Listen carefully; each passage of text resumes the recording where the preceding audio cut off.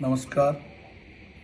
मी महाराष्ट्र आर्यवैश्य महासभेचा अध्यक्ष नंदकुमार दत्तात्रय गादेवार महाराष्ट्रातील समाज बांधवांना मी विनंती करत आहे की महाराष्ट्र आर्यवैश्य महासभेची सर्वसाधारण सभा व 2025 ते 2028 च्या नवीन कार्यकारिणीची निवड त्या ठिकाणी होणार आहे। तरी जे सभासद आहेत त्या सभासदाने या सर्वसाधारण सभेला आपण उपस्थित राहावे। 4 जानेवारी 2024 पर्यंत जे सभासद आहेत त्याच सभासदांना त्या ठिकाणी प्रवेश मिळणार आहे। बाकी कोणीही त्या ठिकाणी येऊ नये अशी मी आपणास नम्र विनंती करतो। आणि आपण आल्यानंतर आपण त्या सभागृहामध्ये की कोणीही उमेदवार जर असतील तर आपल्याला जे योग्य उमेदवार वाटेल त्या उमेदवाराला आपण प्रचंड एक मतानं निवडून द्यावं अशी आपणा सर्वांना विनंती करतो। मी गेले 14 वर्ष महासभेचा अध्यक्ष या नात्याने मी काम केलेलं आहे। त्यासोबत माझ्या कामाचा आढावा आपल्यापर्यंत जे महासभेची कार्यकारिणी आहे ती कार्यकारिणी आपल्यापर्यंत पोहोचण्याचं काम करत आहे। आणि या सोबतही ही माझ्यासोबत जे 12 वर्षापासून जनरल सेक्रेटरी म्हणून महासचिव म्हणून गोविंद लक्ष्मणराव बिडवई हे सुद्धा माझ्या सोबत आहेत आणि ते पुढे सचिव म्हणून कंटिन्यू माझ्या सोबत राहणार आहेत। आम्ही दोघं एक दिलाने आतापर्यंत काम केलेलं आहे आणि यापुढे सुद्धा एक दिलाने काम करणार आहोत। आणि जी आमची कार्यकारिणी होती, बांधकाम समिती असेल, सल्लागार असतील, या सर्वांनी मला प्रचंड साथ दिली म्हणून मी प्रत्येक ठिकाणी काम करण्याचं योग्य काम केलेलं आहे। आणि नांदेड शहरात सभागृह बांधणे, तिरुपती सारख्या ठिकाणी आपल्याला जागा मिळाली काशी अन्न सत्रांच्या माध्यमातून। टी.जी. व्यंकटेश साहेब, विलास बच्चू यांनी आपल्याला ती जागा मिळवून दिली, त्यांचे मी मनापासून धन्यवाद देतो। आणि काशी अन्न सत्रमच्या माध्यमातून आपल्या समाजातील गुणवंत विद्यार्थ्यांना आतापर्यंत 3.5 कोटी रुपये महाराष्ट्रामध्ये आपल्या समाजाच्या विद्यार्थ्यांना आपण वाटप केलेले आहेत। असंच काम पुढे चालावं आपणा सर्वांना जर वाटत असेल तर आपण जो चांगला उमेदवार असेल, जो काम करू शकतो, जो सर्वांना घेऊन चालतो, अशाच उमेदवाराला आपण सोबत घेऊन जावं। आणि महाराष्ट्रामध्ये आज मी यावेळेला थांबणार नव्हतो, पण सर्वांच्या आग्रहास्तव की परवा नांदेड या ठिकाणी मीटिंग झाली, परभणी या ठिकाणी मीटिंग झाली, हजारोच्या संख्येने त्या ठिकाणी समाज बांधव सभासद उपस्थित होते।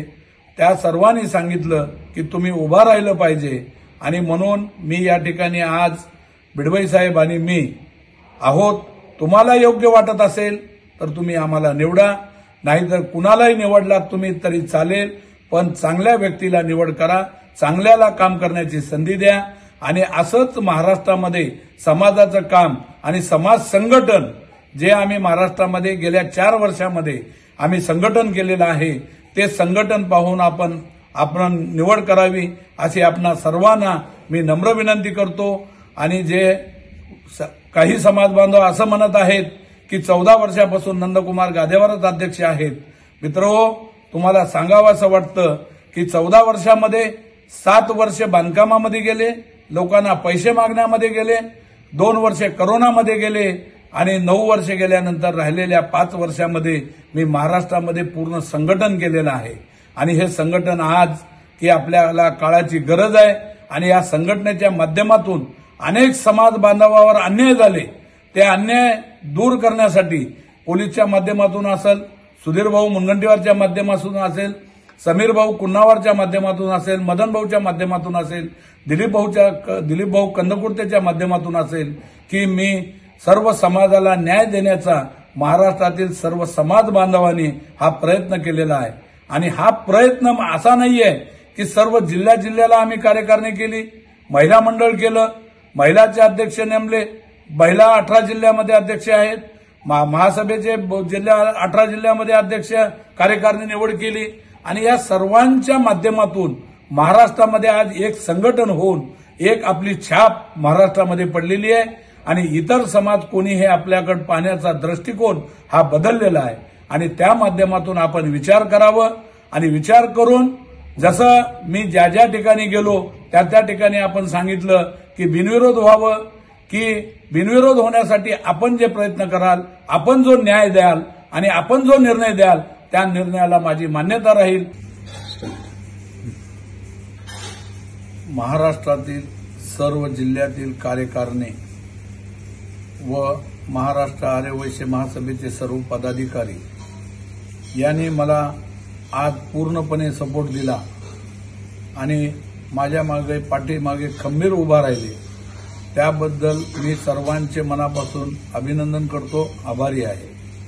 त्यासोबत महिला महासभा असेल, महाराष्ट्र महिला महासभा, सर्व जिल्ह्याच्या महिला महासभा, सर्व कार्यकारिणीचे महिला पदाधिकारी सर्वांनी मला या निवडणुकीमध्ये उभा राहण्यासाठी आग्रह केला.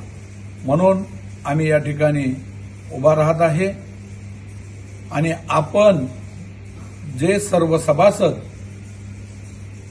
सर्वसाधारण सभेला 5 जानेवारी 2025 रोजी उपस्थित राहतील ते सर्व सभासद आम्हाला जो निर्णय देतील तो निर्णय मान्य राहील. त्यांनी कुणाच्याही बाजूने निर्णय देऊ द्या, तो मला मान्य राहील, माझ्या सर्व कार्यकारिणीला मान्य राहील. आणि यासोबत आम्ही कार्यकारिणी पूर्ण महाराष्ट्रामध्ये सर्वांना सामावून घेण्याचा त्यामध्ये प्रयत्न करणार आहोत. बांधकाम समिती सुद्धा होईल, त्यामध्ये सुद्धा सर्वांना सामावून घेण्याचा प्रयत्न करणार आहोत.